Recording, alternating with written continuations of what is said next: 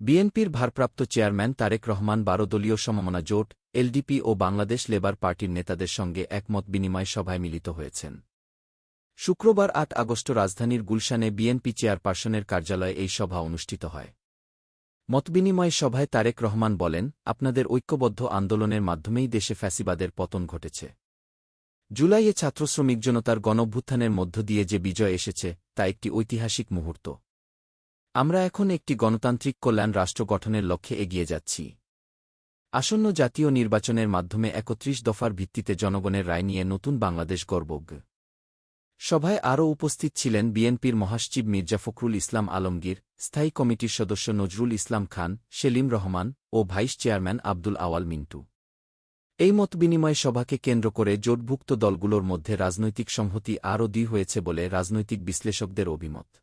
Pulse 24 সময়ের স্পন্দনে খবর।